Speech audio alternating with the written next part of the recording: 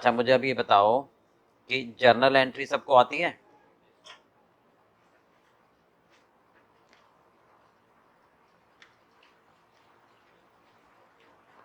हाँ जी, आती है। नॉर्मल जर्नल एंट्री नहीं, जर्नल एंट्री विद जीएसटी कर लोगे? अच्छा तब समझाऊं इसका मतलब ना।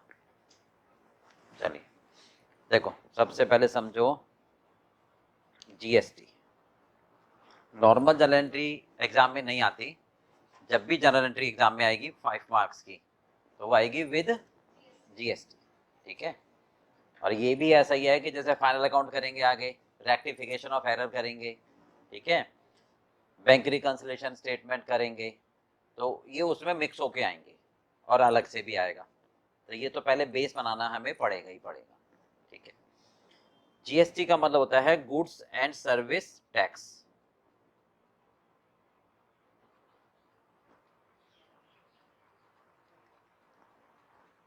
ठीक है।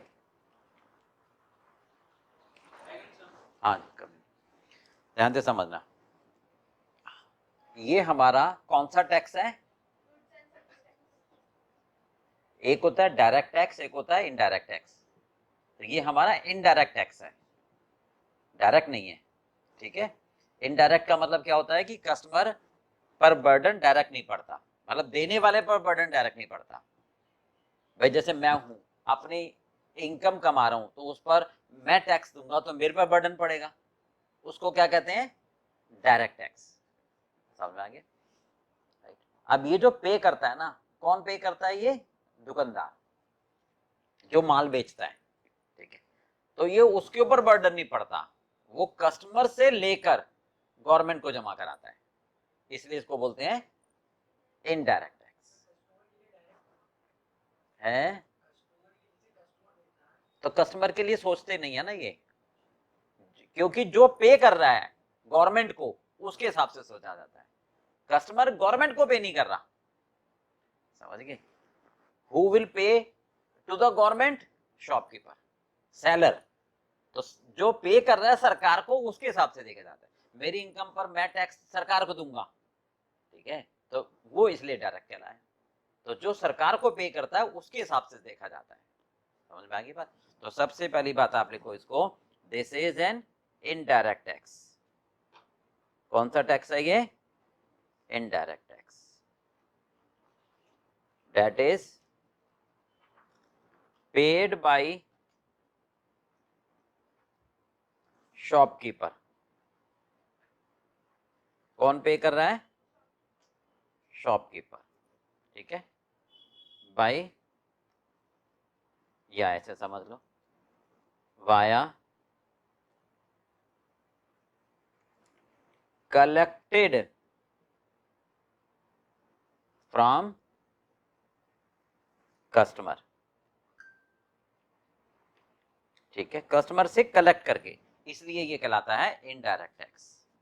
चलिए अब ये एक होता है हमारे पास central goods and service tax. Central goods and service tax. ठीक है, इसे क्या बोलते हैं हम? सीजीएसटी। राइट। जरा बताओ, कुछ मालूम है इसके बारे में? तो कौन लगा रहा है ये? Central government. ठीक है। सबसे पहले बात, कौन लगा रहा है ये तो पता है, गवर्नमेंट दो होती है हमारी, एक सेंट्रल और एक स्टेट। सेंट्रल का मतलब केंद्र सरकार, ठीक है, जिसके नेता कौन होता है? प्रधानमंत्री मोदी जी। राज्य सरकार का मतलब हर राज्य सरकार का एक अपना कौन होता है? Chief minister, CM. ठीक है। तो ये सबसे पहले टैक्स कौन लगाता है? Central government. किस पर लगाती है? वो गुड्स एंड सर्विसेज जो भी एक स्टेट में बेची जाती हैं, उसको बोलते हैं इंट्रा स्टेट। क्या बोलते हैं? इंट्रा, यानी विद इन द स्टेट। समझ में आ गई? ये टैक्स कौन लगाता है? केंद्र सरकार, सेंट्रल गवर्नमेंट। किन गुड्स एंड सर्विसेज की सेल पर लगाती हैं? जो गुड्स एंड सर्विसेज एक स्टेट में सेल होती हैं। मतलब जैसे दिल्ली है तो लक्ष्मी नगर से सामान बेचा, कहां गया? कीर्ति नगर। ठीक है, लक्ष्मी नगर से सामान बेचा, कहां गया? अशोक विहार। दिल्ली के दिल्ली में बिका, समझ आ गया? विद इन द स्टेट, उसको क्या बोलते हैं? Intra state. Intra, INTRA, intra यानी विद इन द। समझ में आ गई बात? क्लियर है? चलो पहले लिखो, levied by central government on the sale of goods and services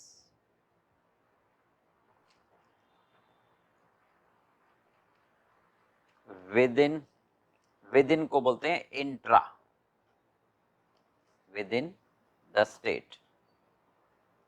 ठीक है, क्योंकि हर स्टेट मतलब पूरे हिंदुस्तान में, हिंदुस्तान अलग अलग राज्यों में बटा हुआ है ना, ठीक है, कुछ यूनियन टेरिटरी भी हैं। समझ में आ गई बात? तो हर स्टेट का मालिक कौन है? सब स्टेटों का एक कौन मालिक है? Central government. जबकि हर स्टेट के लिए कंट्रोल करने के लिए हमने CM बनाए हुए, चीफ मिनिस्टर। हो गया? नोट कर लिया? इंट्रा का मतलब समझ में आ गया? With in the state. ठीक है,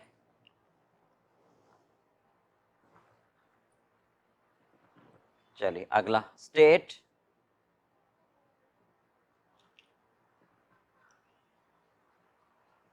गुड्स एंड सर्विस टैक्स, इसको क्या बोलते हैं हम? SGST। कौन लगाता है ये? State government. ठीक है, कौन लगाता है ये? State government. मतलब यूपी में जो भी सेल होगी यूपी के अंदर, उस पर 2 टैक्स लगेंगे। एक पिताजी लगाएंगे, सेंट्रल गवर्नमेंट, है ना, मतलब एक दादाजी लगाएंगे, यूं समझ लो। दादाजी कौन हो गए? Central government. और एक अपने पिताजी लगाएंगे। पिताजी कौन हो गए? उस स्टेट के CM, उस स्टेट की सरकार। बात समझ आ गई? तो हर स्टेट में ऐसे समझो, हर स्टेट में जो भी सेल परचेज हो रही है उस पर कितने टैक्स लगे? 2। एक पिताजी को देना है, एक दादाजी को देना है। पिताजी को देना है CM को, दादाजी को देना है प्रधानमंत्री को। बात समझ में आ गई? नहीं आई? अच्छा ठीक है, नहीं ऐसे कर रहे हो ना तो मुझे लगा नहीं आई। ठीक है, समझ में आ गई तो ऐसे क्लियर है?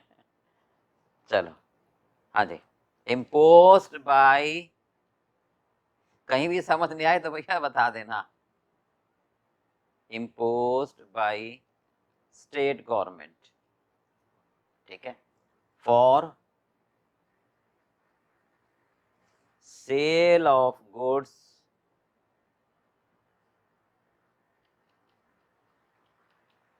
बस ये चेंज है ना, विद इन यानी intra state.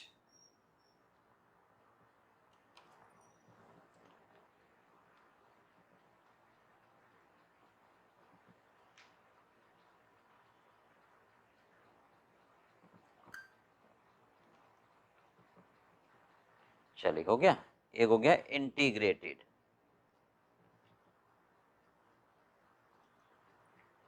Goods and service tax, इसे क्या बोलोगे? IGST। कौन लगाता है? Central government. कब लगाती है? बोलो। एक स्टेट से दूसरे स्टेट में जब जाए, ठीक है, इंटर स्टेट। जब दिल्ली से हरियाणा भेजो, दिल्ली से पंजाब, पंजाब से दिल्ली, यानी एक राज्य से दूसरे राज्य में जब सामान भेजोगे, ठीक है, तो ये टैक्स अलग से लगेगा, तो ये दादाजी लेंगे। तो दादाजी 2 टैक्स लेंगे आपसे, एक लेंगे जो आप स्टेट में बेच रहे हो और एक लेंगे अगर स्टेट से बाहर बेच रहे हो। समझ आ गई बात? ठीक है, तो ये कौन लगाएगा? imposed by central government on the sale of goods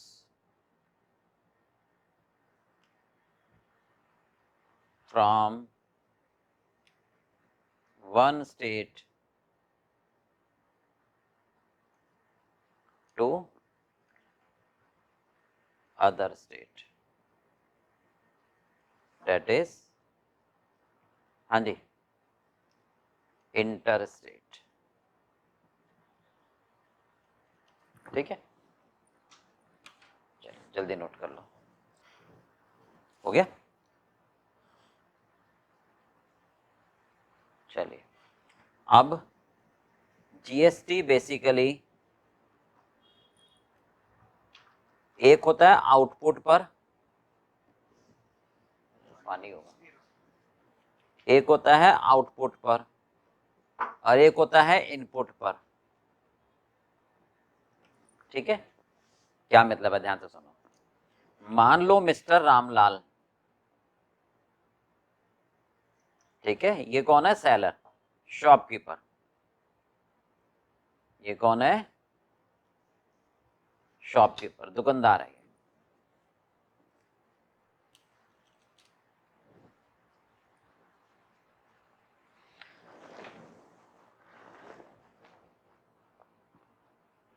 इसने सपोज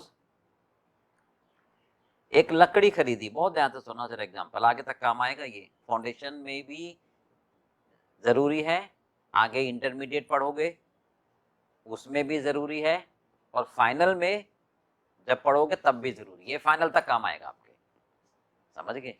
ये आप पौधा लगा रहे हो आज, जिसका जब पेड़ बन जाएगा तो उसके फल आप फाइनल तक खाओगे। ध्यान से समझना।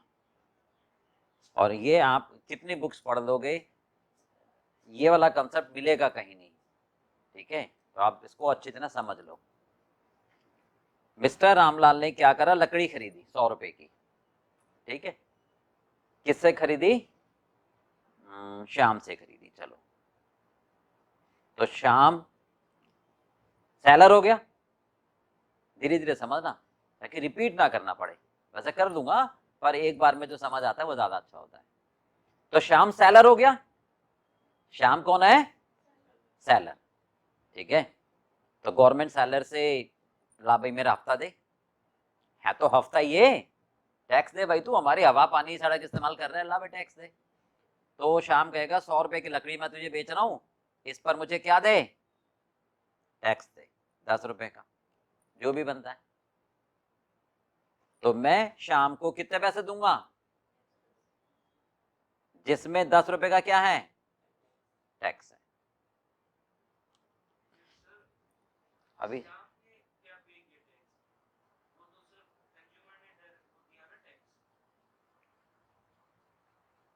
एक काम करो, सुनते रहो। ठीक है, कहीं और पहुंच गया। ठीक है, अरे पूरी कहानी सुन लो, अभी तो कंज्यूमर की बातें नहीं आई ना। अब मैं दोबारा बोल रहा हूं। ठीक है, रामलाल दुकानदार है, इसका लकड़ी खरीदकर चेयर बनाने का काम है। तो लकड़ी खरीदेगा, किससे खरीद रहा है? श्याम से। ला भी 100 रुपए की मुझे लकड़ी दे दे। तो श्याम सेलर हो गया। ठीक है, तो जो भी बेचेगा गवर्नमेंट उससे टैक्स लेगी। जो भी सामान बिकेगा सरकार क्या कहेगी? टैक्स देगी। ठीक है, राइट भाई। तो शाम को कहा कि तेरी दुकान से 100 रुपए की लकड़ी बाहर निकली, समझ गए? तो जैसी दुकान से बाहर सामान निकलता है, ठीक है, ला भी मेरा टैक्स दे।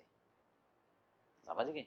आप ही समझो कि भाई दहेज होता है ना, कब दिया जाता है दहेज?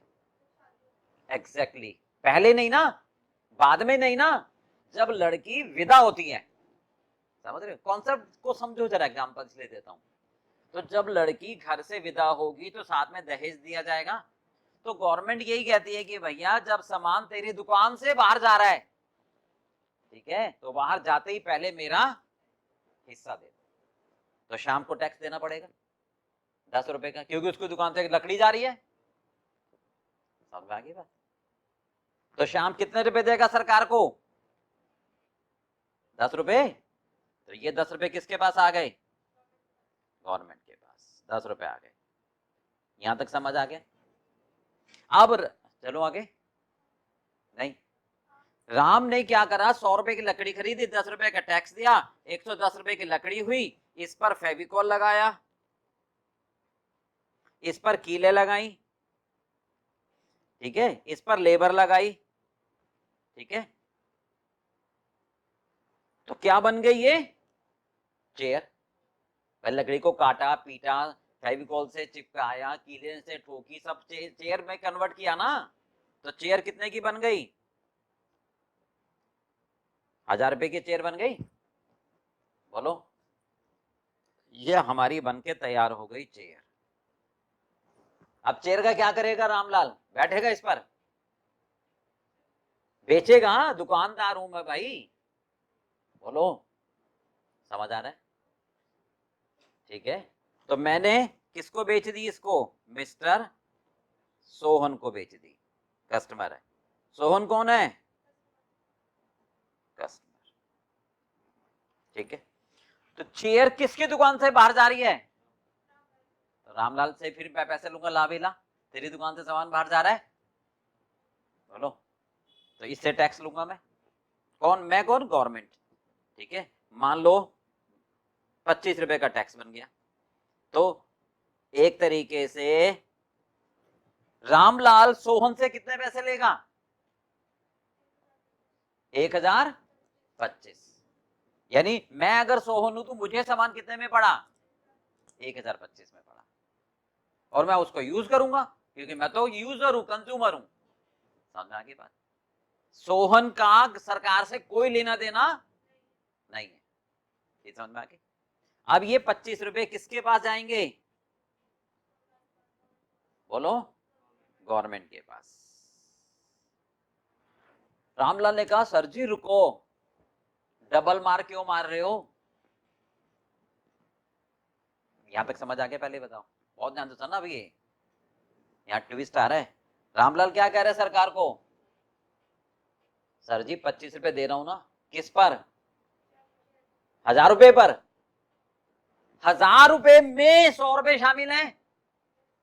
1000 रुपए में 100 रुपए शामिल है, जिस पर आपको 10 रुपए दे चुका हूं पहले ही। मैंने नहीं दिया, शाम ने दिया। मैंने तो शाम को दिए, उसने तो, मैंने तो आपको भिजवाए। बोलो भाई, ड्राइवर के हाथ किसी के यहाँ भिजवाते तो मैं ही तो भिजवा रहा हूं। तो 10 रुपए तो आपको पहले ही आ चुके हैं। तो सरकार क्या कहेगी? अच्छा आ तो चुके हैं, हाँ ठीक बात है। तो एक काम कर। क्या काम कर? 10 रुपए का क्रेडिट ले ले मेरे से। 15 दे देना मुझे, 10 तो ऑलरेडी आ चुके हैं।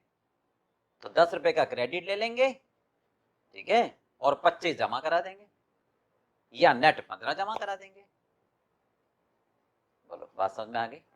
ठीक है, तो इस 10 रुपए को क्या बोलेंगे हम? Input credit. इसे क्या बोलेंगे हम? Input credit. इसे क्रेडिट कहते हैं। और 25 रुपए को क्या बोलोगे? Output tax.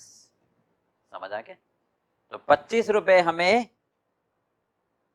देना है और 10 रुपए हमें, बोलो जोर से, लेना है। ये बात आपको समझनी है बस। क्लियर है? राइट? दोबारा समझाऊं? फटाफट उतारो, खत्म बस। इसमें ये समझ आ जाएगी, जनरल एंट्री गलत नहीं होगी आपकी।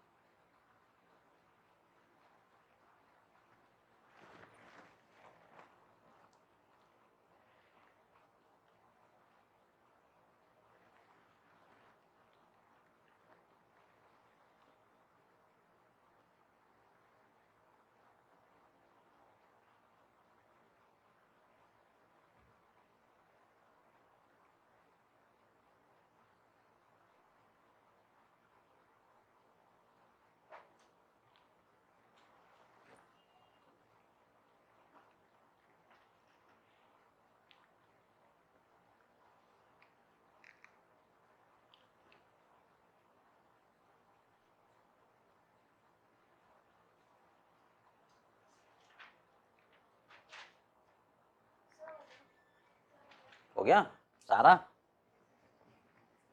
हटा दूं? ये पूरा नोट कर लिया ना, हटा रहा हूं। चलिए अब जर्नल एंट्री।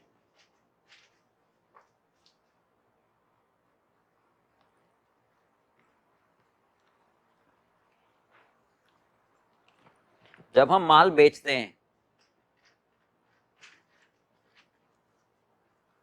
एग्जाम्पल वही चलेगा अभी। हमने माल बेचा 1025 का, हमने माल बेचा देखो कितने का, 1025 का सोहन को।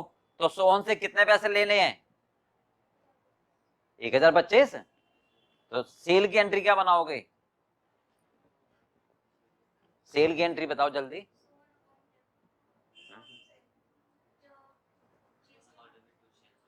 डेटर, सोहन डेटर है मेरा, सोहन मेरा कौन है, डेटर। बोलो समझ आ गई? भाई पैसे दे थोड़ा ना रहा है, लेनी है, जब ले लेंगे तो कैश अकाउंट या bank account debit to debtor. तो डेटर खड़ा करो, कितने पैसे लेने हैं सोहन से, समझ आ गया? बोलो सेल कितने की है, गुड्स कितने का गया है, गुड्स तो 1000 का गया। बोलो 25 रुपए लेने हैं, है ना, और लेकर 10 रुपए को छोड़ो भी, 25 रुपए लेने हैं, लेकर देने हैं, लेकर देने हैं। लेना दिखा दिया, अब देना दिखाओ, किसको देने हैं, गवर्नमेंट को।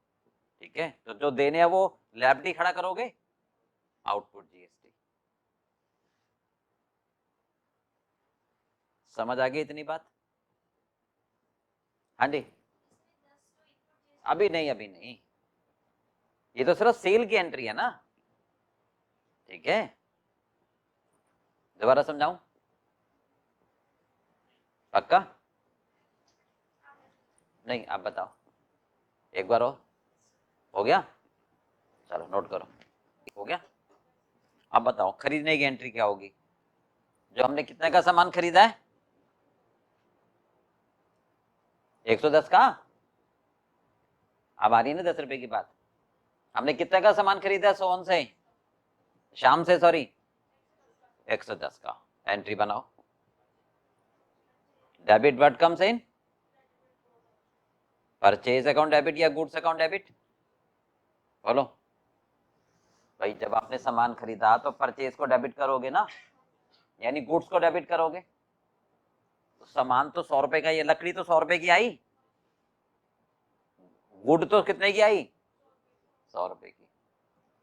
ठीक है, राइट भाई। और 10 रुपए क्या क्या गया मेरा, तो वो मेरे लिए खर्चा है, नॉमिनल अकाउंट है, डेबिट करोगे, इनपुट जीएसटी। बोलो डेबिट क्यों कर रहे हैं, नॉमिनल अकाउंट है। शाम को कितने पैसे देने हैं, तो उसे अपना क्रेडिटर खड़ा करोगे, नाम छोड़ो, टू क्रेडिटर।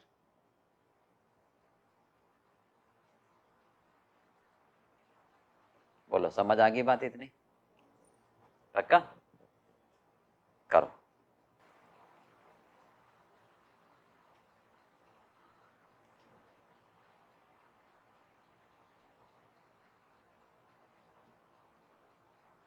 ₹10 किसको दे रहे हो, अरे नहीं,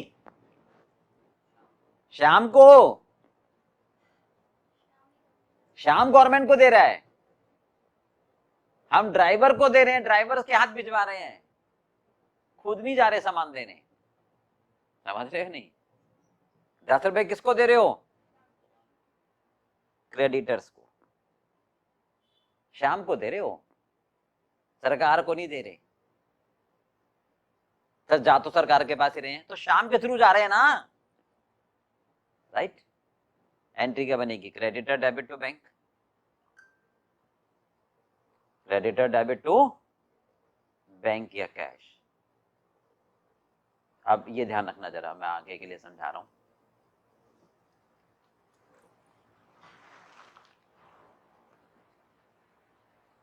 ठीक है, क्या लिखा है, बैंक या कैश? ठीक है, क्या लिखोगे, कैश लिखोगे या बैंक लिखोगे? ध्यान से सुनो, अगर हमारी 100 रुपए से, मतलब 100 रुपए के आसपास की रकम है, कोई मतलब ऐसा नहीं है कि हार्ड एंड फास्ट 100 रुपए, 100 रुपए के आसपास, 100, 120, 150, छोटी मोटी रकम है, तो ऑप्शन है कैश भी लिख सकते हो और बैंक भी लिख सकते हो। समझ में आ गई? ठीक है, मतलब 100 रुपए, 200 रुपए, 500 रुपए, 1000 रुपए तक भी। ठीक है, बट अगर आपकी रकम 10,000 रुपए से ज्यादा है तो हमेशा बैंक ही लिखोगे, कैश नहीं लिखोगे, क्योंकि 10,000 रुपए से ऊपर कैश अलाउड नहीं होता पेमेंट करना। ठीक है, अगर 10,000 रुपए से कम है, 100, 200, 500, 1000, 2000, तो आपका ऑप्शन है कुछ भी लिख सकते हो। ठीक है, बट अगर 10,000 से ऊपर है तो बैंक नेसेसरी है, और अगर 100 रुपए से भी कम अमाउंट है तो फिर कैश लिखना ज्यादा सही है, क्योंकि 10-20 रुपए का चेक नहीं कटता। ये एक कॉमन सेंस वाली बातें हैं। आईक्यू लेवल चेक करता है एग्जामिनर कि बच्चा कहां तक जा रहा है। 10-20 रुपए किसको दोगे? मिस्त्री को दोगे, है ना? मिस्त्री का अकाउंट नहीं होता, तो उसमें वाउचर में क्या साइन करा लेते हैं रसीदी टिकट पर। समझ में आ गई बात है? ठीक है, और अगर मिस्त्री को आप 12,000 रुपए दे रहे हो तो उसको बोलोगे पहले अकाउंट खुलवा, अब तो गरीबी रेखा से ऊपर आ गया है। समझ में आ गई बात? चलो खैर, यहां तक क्लियर हो गया? चले आगे। अब बताओ जरा, 25 रुपए मुझे देने हैं, देखो ना क्या लिखा था, 25 रुपए मुझे देने हैं, 10 रुपए लेने हैं सरकार से, क्योंकि सरकार को मैंने दिए, मतलब सरकार के पास पहुंच गए मेरे शाम के थ्रू, चले तो गए भाई इसमें 10 रुपए सरकार को, बोलो। और अब देने कितने हैं मुझे? 25, कस्टमर से आ गए ना भाई, यहां लिखोगे ना कैश या bank account debit to debtors, कितने पैसे आ गए बोलो? तो 25 रुपए आ गए कस्टमर से, 25 रुपए किससे आ गए? कस्टमर से। गवर्नमेंट को देने वाले, गवर्नमेंट को देने वाले, मैं ये लिख देता था कि 25 रुपए आ गए कस्टमर से। ठीक है, जो गवर्नमेंट को देने हैं।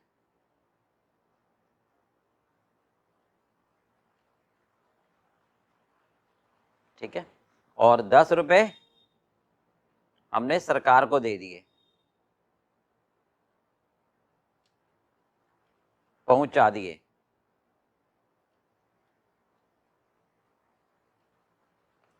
है ना?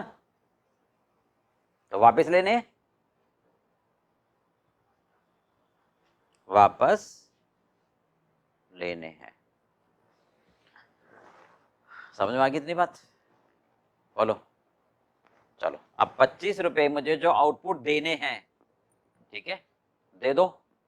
देने की एंट्री क्या बनाओगे? Output GST debit to bank, है ना? ध्यान से सुनना जरा एक मिनट।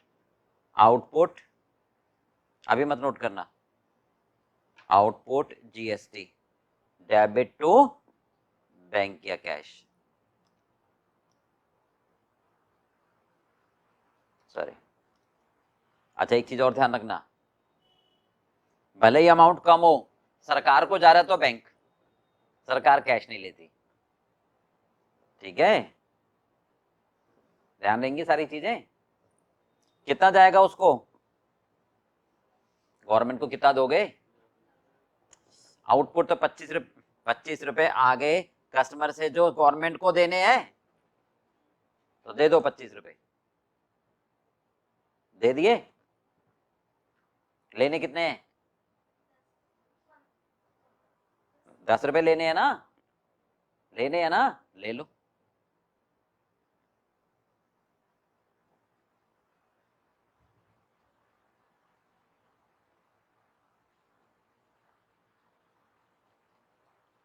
बोलो समझ आ गया?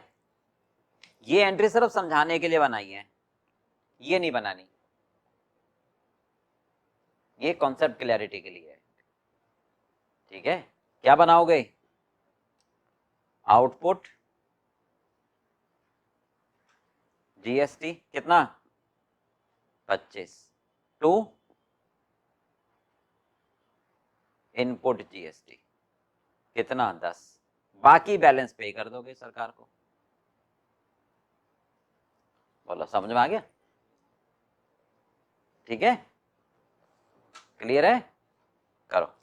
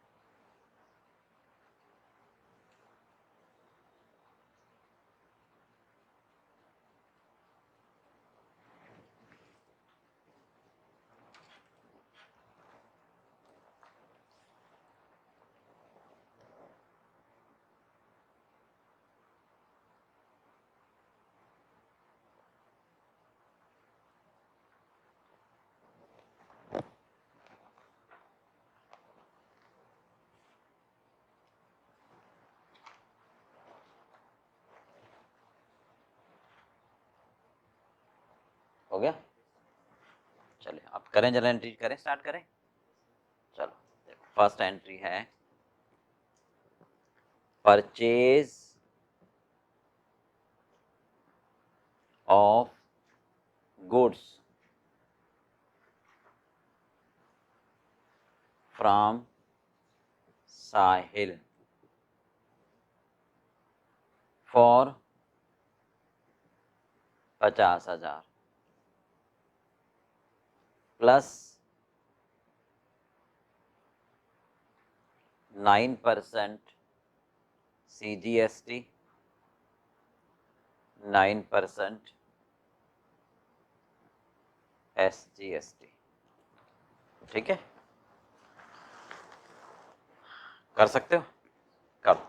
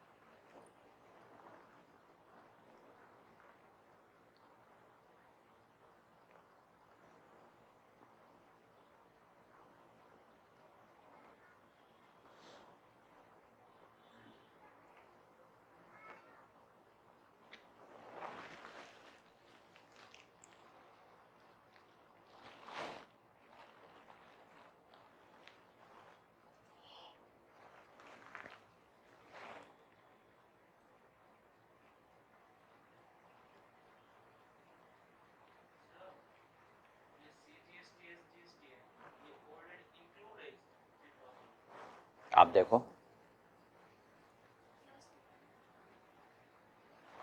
ध्यान से पढ़ो भाई, ध्यान से। प्लस का मतलब अलग से है। हो गया? बताओ क्या एंट्री बनाई जल्दी। Purchase account debit, purchase account debit कितने से? 50,000। आगे बोलो। Input CGST 4500,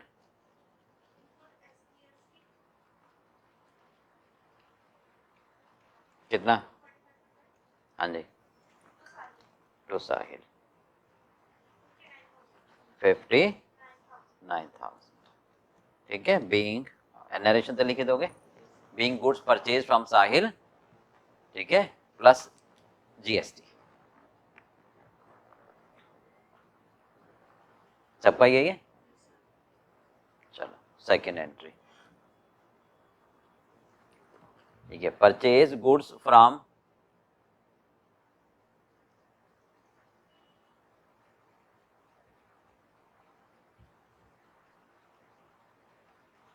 Sam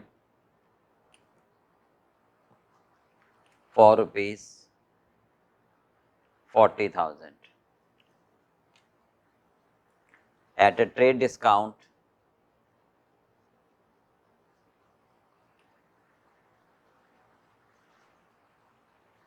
%10 plus CGST and 9% each, 20,000 paid immediately and balance after 2 months. करो।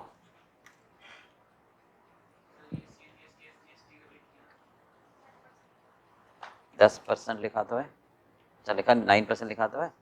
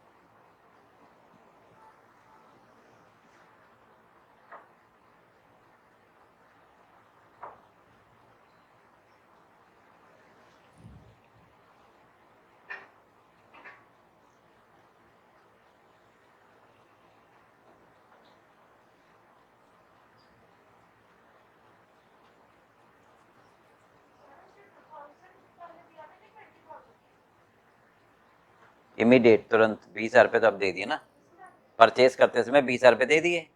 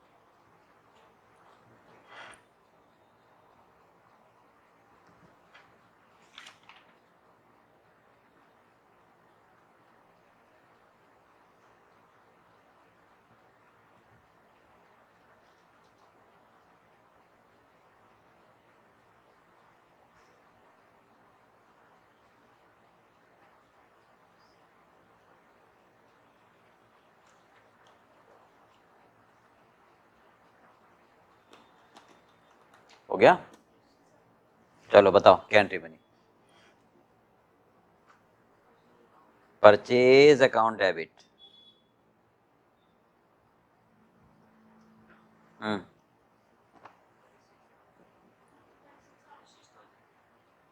36,000। आगे इनपुट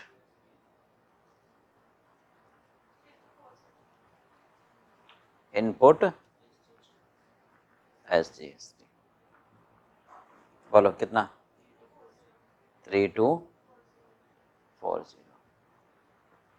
9% हो गया ना। ठीक है, देना किसको है तो टू सैम। कितना टोटल आया 42480। सैम डेबिट टू बैंक कितने पैसे दे दिए 20,000। बोलो समझ आ गया को डाउट ध्यान से देखो 10% क्या कह रहा है वो ट्रेड डिस्काउंट है। तो हमने सामान कितने का खरीदा था ज्यादा सही है यही, कंबाइन के चक्कर में गलत ना कर जाओ। ठीक है कर सकते हो कोई दिक्कत नहीं है।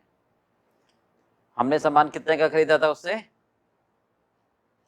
40,000 का। तो ऐसे समझना लिस्ट प्राइस कितने की है लिस्ट प्राइस 40,000 की। ट्रेड डिस्काउंट कितना दे रहा है वो क्या होता है ट्रेड डिस्काउंट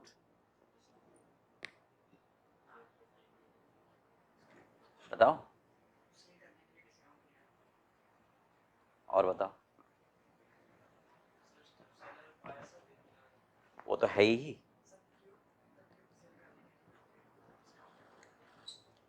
ट्रेड डिस्काउंट का मतलब होता है कि वो discount which is available to each every customer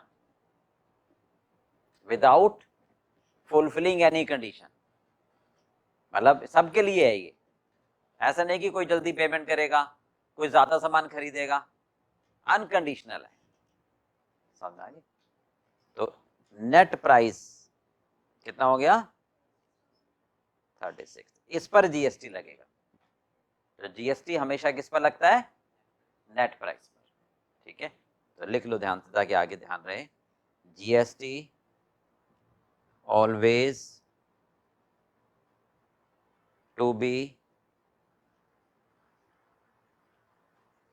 imposed on net price, that is list price minus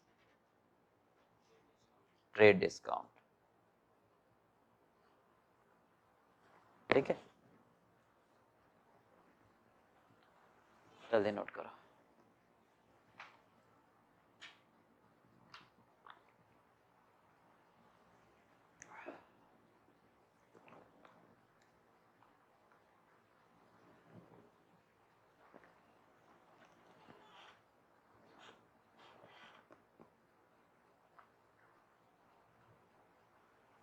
हो गया हटा दो हो गया। चलिए अगला लिखो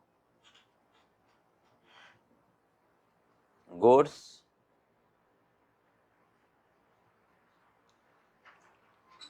costing 20,000 rupees withdrawn for personal use।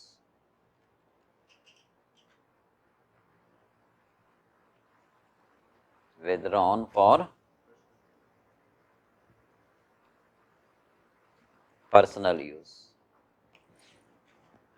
ठीक है such goods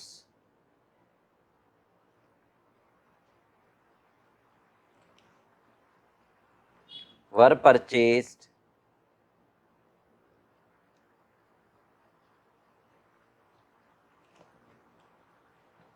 by paying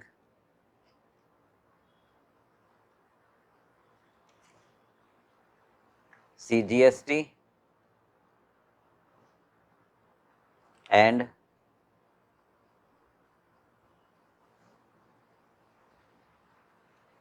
9% each।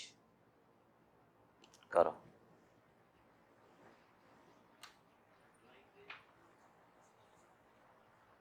करो, ट्राई करो।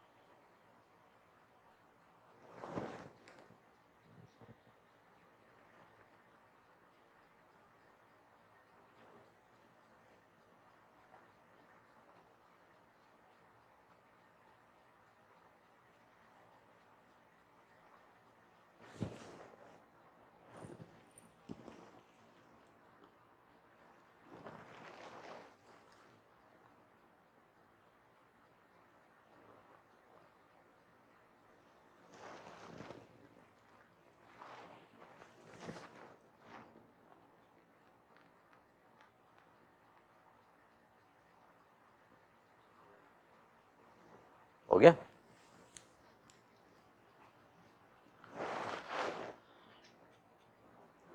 हो गया?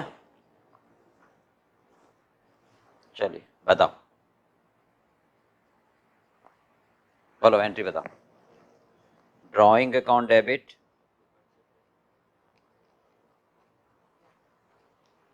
Drawing account debit to purchase account. Amount बताओ। ड्राइंग कितने से? 20,000 से। और बताओ। ड्राइंग 23,600। परचेज 20,000 टू, हाँ, इनपुट या आउटपुट?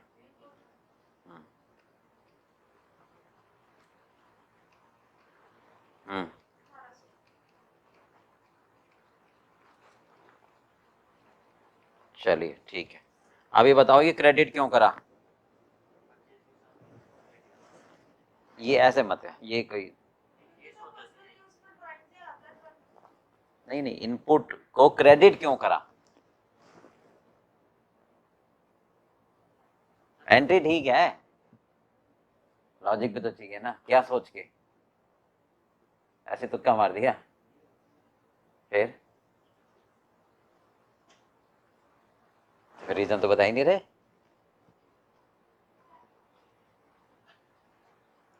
रीजन चाहिए भाई। हैं?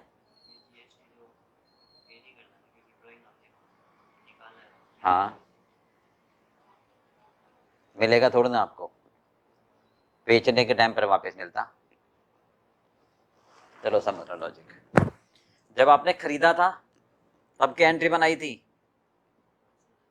परचेज डेबिट, इनपुट, जीएसटी को डेबिट किया था टू क्रेडिटर। उस समय डेबिट क्यों करा था? क्योंकि सरकार से लेना है, सरकार से लेना है, यही तो। अब ये सामान जब बिकेगा, ये सामान जब बिकेगा उस पर जीएसटी कस्टमर से लूंगा, है ना, वो जीएसटी सरकार को दूंगा, तब इसका बेनिफिट सरकार से ले लूंगा। Are you getting? दोबारा बोलो। जब ये सामान परचेज वाला बिकेगा, तब बिकने पर कस्टमर से जीएसटी लूंगा, वो सरकार को दूंगा, तब जाकर ये वाला मुझे लाभ देगा सरकार। क्योंकि ये परचेज मेरी बिकी नहीं और मैंने वो सामान खुद यूज कर लिया, है ना, तो बिका नहीं तो उस पर जीएसटी आया नहीं कस्टमर से, इसलिए सरकार इस डेबिट को वापस मुझे नहीं देगी, है ना, मुझे इसको वापस नहीं देगी, ठीक है, तो इसको मुझे ड्राइंग में डालना पड़ेगा, तो जो डेबिट था वो डेबिट ही रह जाएगा, वो मिलेगा तो है ही नहीं, तो उसको कैंसिल करना पड़ेगा, इसलिए डेबिट को क्रेडिट किया ताकि वो कैंसिल हो, समझ में आ गया, because purchase would not be able to sell, तो नरेशन इसकी इंपॉर्टेंट होगी, एंट्री के मार्क्स नहीं मिलेंगे, ध्यान रखना, being purchase would not be able to cell,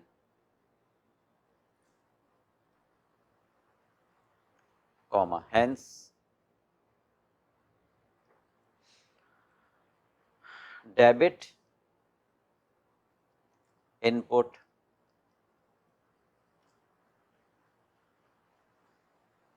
should be reversed, ठीक है, ये लाएंगे आपको इस तरह से, कुछ और जो भी समझ में आए ये भाव देना पड़ेगा कि जो डेबिट है वो रिवर्स करना पड़ेगा, वो मिलेगा नहीं ना, इज दैट क्लियर, करो नोट करो जल्दी से,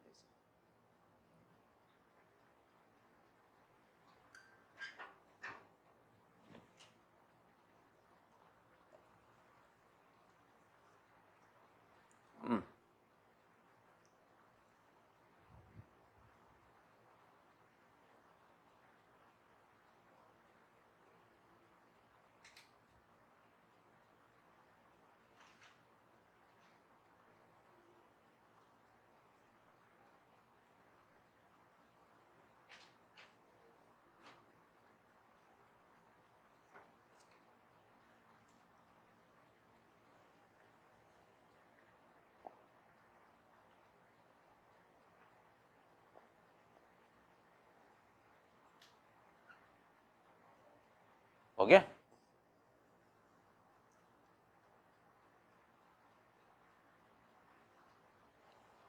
चलिए अगला लिखो, फर्नीचर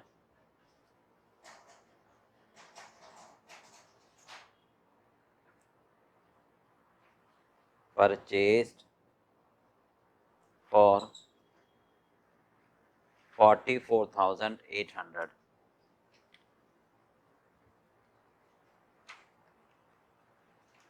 including IGST 12%, करो,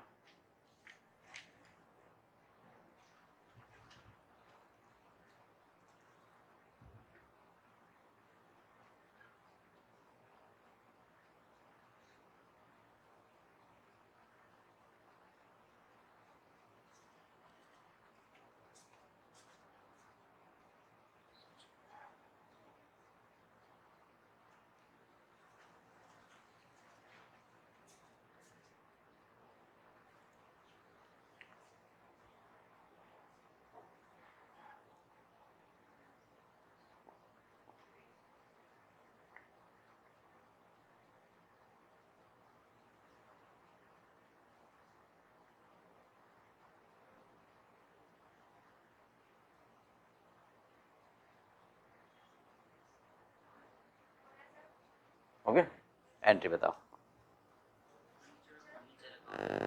फर्नीचर अकाउंट डेबिट, आगे कितना, इनपुट IGST, चलिए 2, किससे खरीदा है, तो बैंक आएगा ना, नाम नहीं है, चलिए अब बताओ,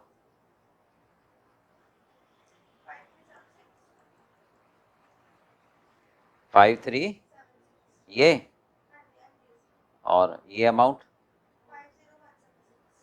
50,176, बोलने दो कोई बात नहीं, फिर काट दूंगा, मिटाना तो मेरा काम, बोलने तो दो, 50 यहाँ, ये हटा दूं, बोलो 444 और क्या?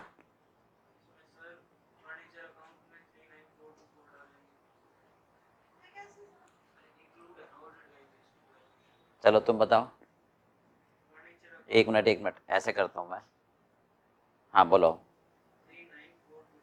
39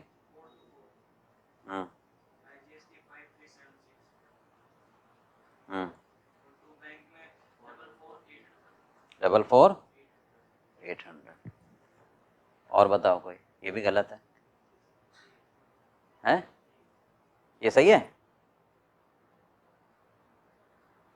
कैसे सही है? चलो बताओ। ठीक है। हाँ हाँ आगे चलो।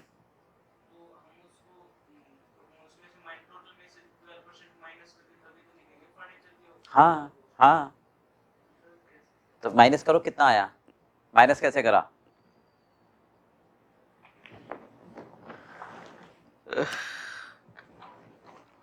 अभी और दिमाग लगा, चलो एक बार और दिमाग लगा।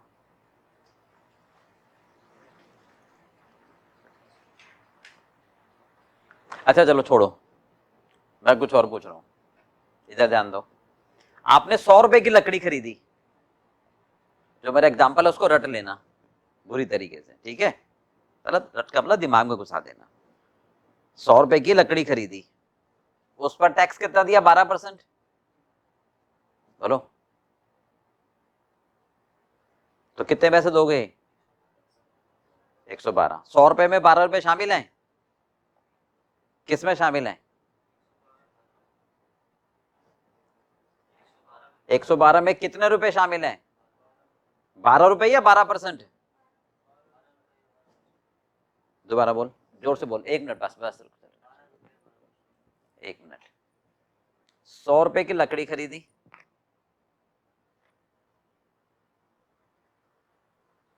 इस पर टैक्स दिया 12%।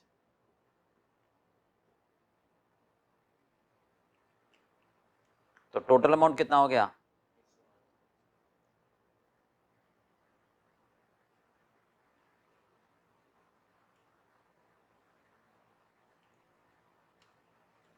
112 रुपए में 12 रुपए शामिल है या नहीं है? पक्का है ना? 112 रुपए में 12 रुपए शामिल है, ठीक है? 112 रुपए में कितने परसेंटेज शामिल है?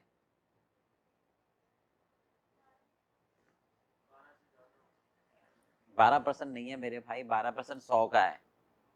12% 100 का है। आप 12% 112 का निकाल रहे हो, उसमें तो शामिल है तो ओरिजिनल का ना। नहीं समझे? दो तरीके समझाता हूं मैं, देखो ध्यान से समझना ये, ठीक है? इसको हटाई ना दोनों को, ध्यान से सुनो। मान लेते हैं x रुपए में लकड़ी खरीदी, बोलो। x रुपए पर 12% टैक्स दिया, है ना? नहीं? बोलो कितना हो गया बराबर ये? 44,800। यही तो हुआ, ठीक बात है। तो x कॉमन आ गया, यहाँ इसकी जगह 1 होता है, ये 12% का वाला 0.12 होता है।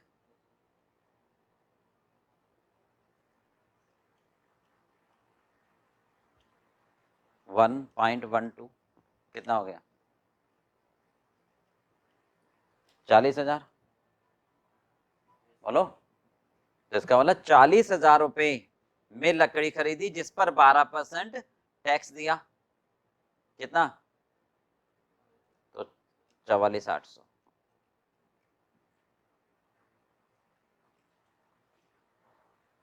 अब समझ आ गया? बोलो क्लियर है? पक्का? हाँ जी बोलो भाई, समझ में आ गया? अच्छा दूसरे तरीके से समझो। 112 रुपए में कितने रुपए शामिल है? 112 रुपए में 12 रुपए शामिल है, यानी 112 रुपए अगर इंक्लूडिंग टैक्स है तो ओरिजिनल प्राइस 100 रुपए की है, कुछ भी इकाई लगा लो, यूनिटरी मेथड। 112 रुपए अगर इंक्लूडिंग टैक्स है तो विदाउट टैक्स 100 रुपए है, एक है तो कितना, और 44,800 है तो कितना, बोलो समझ आ गया? नहीं, दोनों तरीके से समझने हैं। अच्छा, इसको ऐसे भी समझ सकते हो, 112 रुपए में टैक्स कितना है,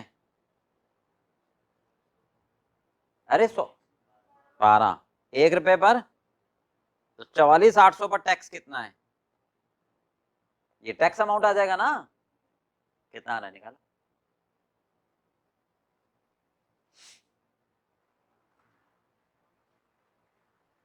अड़तालीस सौ आएगा, 4800 टैक्स हो गया, तो टैक्स 4800 हो गया, बाकी बैलेंस ही हो गया। ठीक है, तीनों चीज समझ में आ गई, हर तरीके से समझ लो ना। 112 रुपए इंक्लूडिंग टैक्स है, तो विदाउट टैक्स 100 रुपए है, एक है तो कितना, और 44,800 है तो कितना। ठीक है, बोलो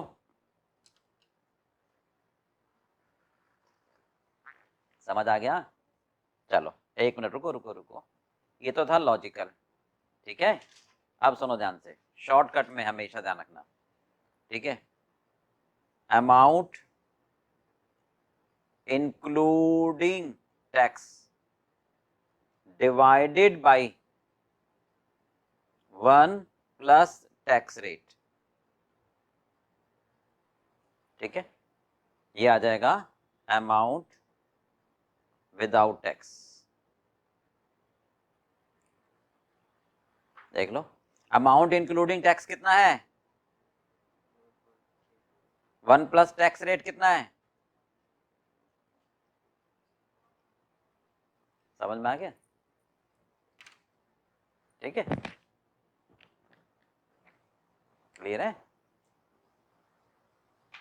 अब आपको हो गई ये फॉर्मूला कहां से बनाया, अरे भाई यही तो देखो ना, 44,800 ये रहा। ठीक है, नीचे क्या आया 1.12, यानी 1 प्लस टैक्स रेट, है ना, बराबर एक्स, एक्स क्या है विदाउट। ठीक है, हर एंगल से समझा दिया, यहां से वहां से इधर से उधर से, कहीं से तो समझ में आएगा नहीं? ठीक है,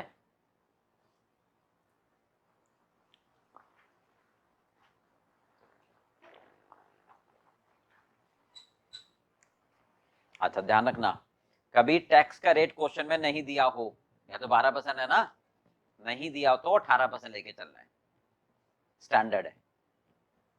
अगर टैक्स का रेट क्वेश्चन में, तो हमेशा 18%, ध्यान रहेगा।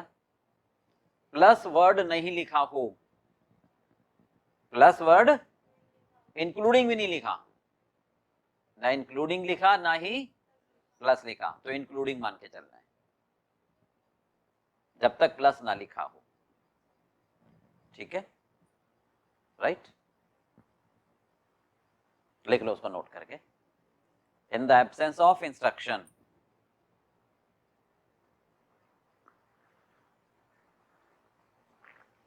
in the absence of instruction, always we should presume,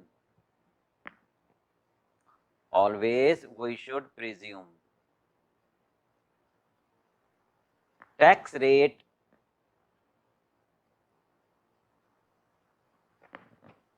18%।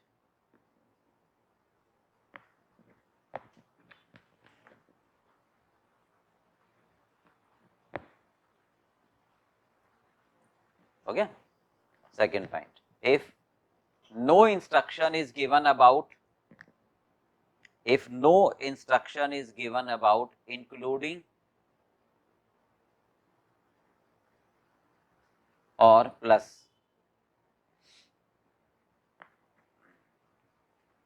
including or plus, then we should presume